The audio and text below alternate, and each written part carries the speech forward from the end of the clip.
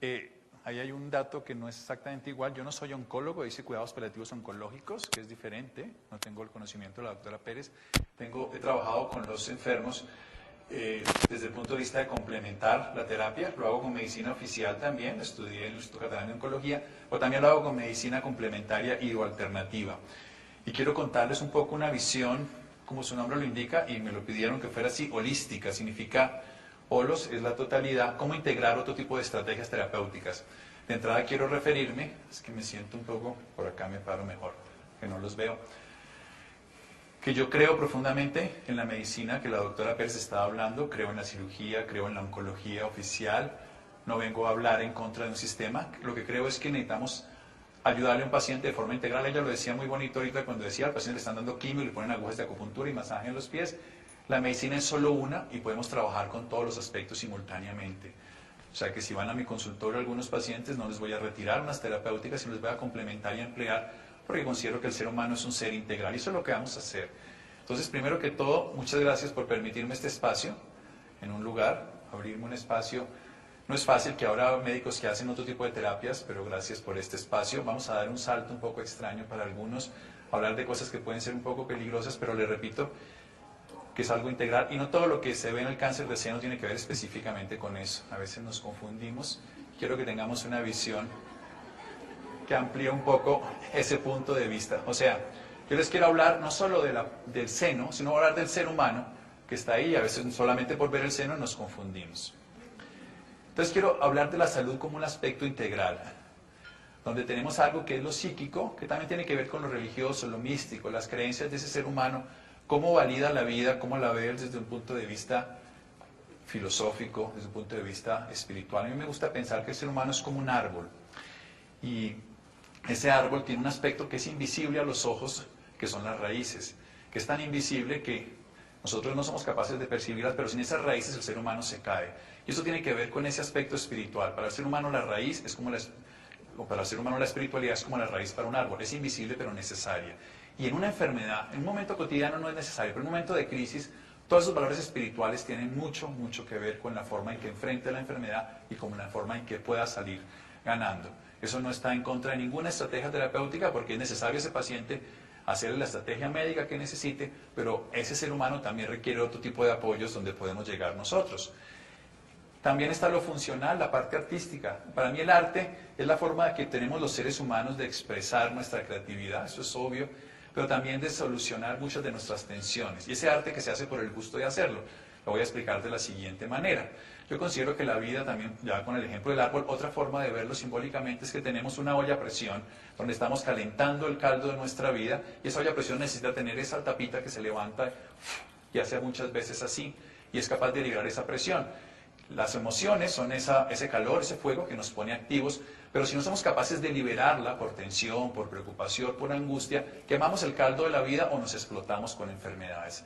Y ese caldo de la vida sería nuestro cuerpo, o esa explosión pues serían las enfermedades. Si tenemos esas liberaciones, esa parte funcional es el arte por el gusto de hacerlo, por bailar, por cantar, todos los acompañamientos que le hagamos a un paciente con aspectos artísticos, desde la famosa y conocida grupo de costura que hacían las abuelitas, donde están echando chismes, donde están contando cosas, donde están desahogándose, punto, cadeneta, punto, la gorda de las Gutiérrez, no sé qué.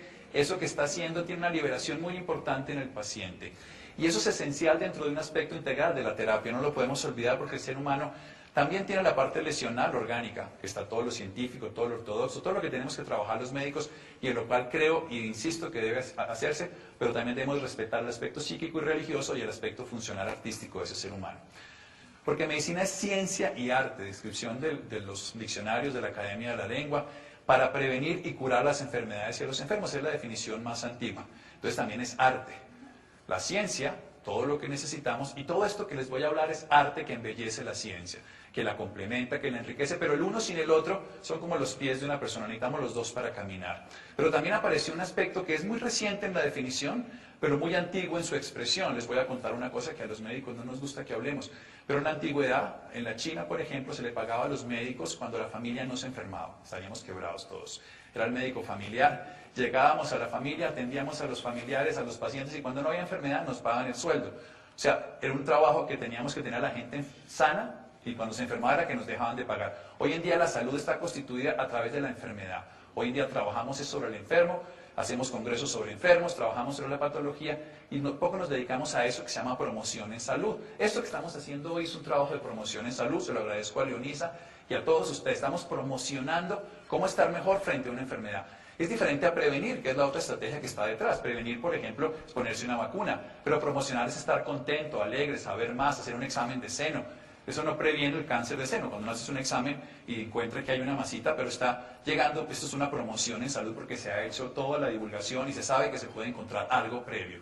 También la meditación, la oración, el arte, son promocionadores en la salud. ¿Cuánto pueden incidir en evitar la enfermedad? No lo podemos cuantificar todavía, pero sabemos que funciona, sabemos por algunos estudios, también por observaciones directas, sabemos que funciona. Algún día tendremos la estadística que no lo compruebe, pero en la práctica lo podemos usar porque no va en contra del paciente, sino a favor de él. Y por supuesto llegamos a lo que es desafortunado, pero siempre ocurre, la paliación, o sea, cuando no podemos curar. La definición de la vida en cuidados paliativos es muy simple. La vida es una enfermedad sexualmente transmisible, necesariamente mortal. Todos estamos enfermos de vida. Nos vamos a morir de esta enfermedad.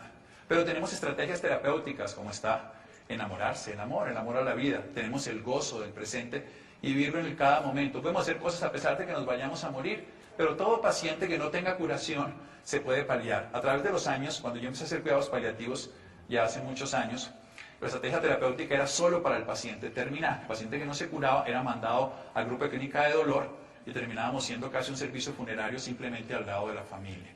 Hoy en día utilizamos una estrategia que es complementaria permanente. El paciente entra a su tratamiento curativo, quimio, radiocirugía y el cuidado paliativo lo complementa para que haya menor cantidad de efectos secundarios de lo que le esté pasando.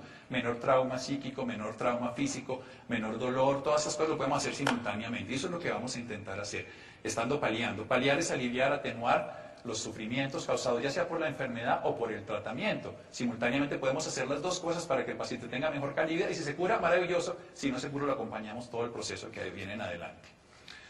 Entonces nosotros consideramos en esta visión holística que el paciente tiene psique, toda la parte mental, todas sus ambiciones, toda la parte espiritual cuando llega a una profundidad de su psique, todos los aspectos que de él dependen y para que él trabaja y sobre los que él ve su realidad, su punto de vista de su enfermedad y no solamente su soma, que es su realidad objetiva, que la podemos diagnosticar a través de una mamografía, a través de una biopsia y ver si es un carcinoma ductal o si es un carcinoma canalicular y todo lo que ustedes pueden llegar a conocer. Pero hay algo que es desconocido para Occidente y en lo cual, a través de los 5.000 años de la historia de la China, 10.000 años de la historia de la India y ya recientes investigaciones de los franceses, los americanos, pero sobre todo los franceses, de los grupos europeos, han podido encontrar que eso que era una hipótesis tiene validez a través de la acupuntura, a través de muchos otros métodos que se han podido hacer y exámenes muy ortodoxos, donde podemos encontrar que hay algo más que nutre las células, algo más que nutre al ser humano y que lo podemos decir de una forma muy sencilla, tiene buena energía, mala energía, pero que podemos llegar incluso a cuantificarlo en algunas formas. Y esos tres aspectos vamos a verlos. La psique, la soma ya les hablaron mucho y la energía les voy a hablar un poquito yo. Entonces, como tenemos 4 estrategias, recordemos, prevención, promoción, curación y paliación.